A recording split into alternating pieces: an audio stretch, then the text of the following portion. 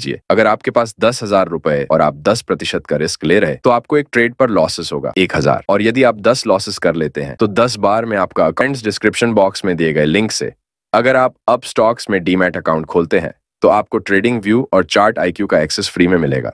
दोस्तों, आज हम जानेंगे ऑप्शन ट्रेडिंग में रिस्क मैनेजमेंट क्या है और इसको हम कैसे मैनेज करेंगे। जैसा कि हम सभी जानते हैं कि ऑप्शन ट्रेडिंग में हाई रिस्क होती है, इसीलिए आपको ट्रेड लेने से पहले पता होना चाहिए कि आप इस ट्रेड में कितना लॉस ले सकते हैं। केवल वही पैसा लगाएं जिसे आप खोने का जोखिम उठा सकते हैं। ऑप्शन ट्रेडिंग में अगर आपने रिस्क मैनेज कर ली तो समझिए आधा मैदान मार लिया। इसलिए रिस्क मैनेज करना और हाई रिस्क से बचना महत्वपूर्ण है। चलिए एक एग्जाम्पल से समझते। मान लीजिए आपके पास 10,000 रुपए हैं। कुछ लोग इन 10,000 रुपए को 1 या 2 ट्रेड में ही लॉस कर बैठते हैं। आप इस 10,000 रुपए को 1 या 2 ट्रेड में लॉस करने के बजाय आप इस अमाउंट पर हर ट्रेड में रिस्क मैनेज कीजिए। प्रत्येक ट्रेड में 500 रुपए यानी 5% का रिस्क रखकर काम करें तो ये 10,000 रुपए मार्केट आपसे तब लेगा जब आप लगातार 20 बार गलत साबित होंगे। अगर ऐसा हो भी गया तो भी आप बहुत कुछ सीखेंगे। 10,000 रुपए की कैपिटल को 1, 2 या 3 ट्रेड में गंवाने के बजाय हर ट्रेड का प्रतिशत में रिस्क मैनेज करें। चलिए थोड़ा और डिटेल में समझते हैं। मान लीजिए अगर आपके पास 10,000 रुपए और आप 10% का रिस्क ले रहे तो आपको एक ट्रेड पर लॉसेस होगा 1,000, और यदि आप 10 लॉसेस कर लेते हैं तो 10 बार में आपका अकाउंट पूरा खाली हो जाएगा। यदि आप 10,000 रुपए पे आप 5% का रिस्क ले रहे तो आपको एक ट्रेड में लॉस होगा 500 रुपए, और यदि आप 20 लॉस करते हैं तो 20 बार में आपका अकाउंट पूरा खाली होगा। यदि आप 3% का रिस्क ले रहे तो पर ट्रेड आपका लॉस होगा 300 रुपए, और यदि आप 33 बार लॉस कर लेते हैं तब जाके आपका अकाउंट पूरा खाली होगा। यदि आप 2% का रिस्क ले रहे हैं और पर ट्रेड आपका लॉस हो रहा है 200 रुपए और 50 बार लॉस कर लेते हैं तब जाके आपका अकाउंट पूरा खाली होगा। यदि आप 1% का रिस्क ले रहे तो पर ट्रेड आपका लॉस होगा 100 रुपए, और यदि 100 बार लॉस कर लेते हैं तब जाके आपका अकाउंट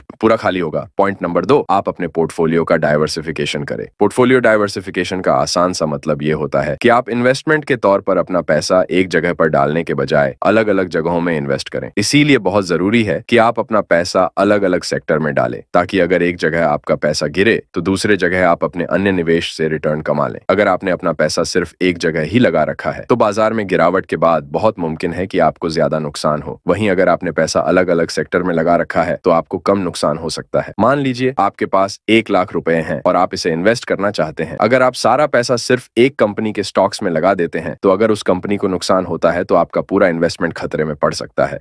लेकिन अगर आप अपने 1 लाख रुपए को कई जगह जैसे कि stock market, mutual funds, bonds, gold और रियल एस्टेट में बांट देते हैं तो किसी एक इन्वेस्टमेंट में नुकसान होने पर बाकी इन्वेस्टमेंट्स आपको फायदा पहुंचा सकते हैं और आपका कुल नुकसान कम होगा। Point number 3, stop losses broker के सिस्टम में होना चाहिए ना कि आपके दिमाग में, क्योंकि जब प्राइस आपके अगेंस्ट जाता है तो कुछ ही सेकंड में बड़ा लॉस हो सकता है। इसे रोकने के लिए ट्रेड लेने के बाद सबसे पहले सिस्टम में स्टॉप लॉस लगाएं, वरना आपने जितना लॉस ट्रेड में सोचा है मार्केट उससे अधिक लॉस आपको दे देगा। उदाहरण के लिए मान लीजिए आपने एक स्टॉक 100 रुपए प्रति शेयर की दर से खरीदा है और आप नहीं चाहते कि आपका नुकसान 10 रुपए प्रति शेयर से ज्यादा हो तो आप 90 रुपए पर एक स्टॉप लॉस ऑर्डर सेट कर सकते हैं। यदि स्टॉक की कीमत 90 रुपए या उससे नीचे चली जाती है तो वह स्टॉक अपने आप बेच दिया जाएगा। इस तरह अगर स्टॉक की कीमत बहुत ज्यादा गिरती है तो आपका नुकसान एक सीमा तक ही सीमित रहेगा और आपका इन्वेस्टमेंट सुरक्षित रहेगा। स्टॉप लॉस सेट करने से आप एक स्पष्ट एग्जिट स्ट्रेटेजी बना लेते हैं जिससे संभावित नुकसान को सीमित करने और अपने इन्वेस्टमेंट को सुरक्षित रखने में मदद मिलती है। और अगर आप एक इंट्राडे ट्रेडर हैं तो आपको कभी भी बड़ा स्टॉप लॉस नहीं लगाना चाहिए। एक इंट्राडे ट्रेडर का स्टॉप लॉस आपके कैपिटल का 5% जितना ही होना चाहिए। इस तरह आप बड़े नुकसान से बच सकते हैं और अपनी ट्रेडिंग जर्नी को सुरक्षित रख सकते हैं। दोस्तों, ये वीडियो कैसा लगा कमेंट बॉक्स में कमेंट करके बताइए। चलिए मिलते हैं अगली वीडियो में, तब तक के लिए गुड बाय।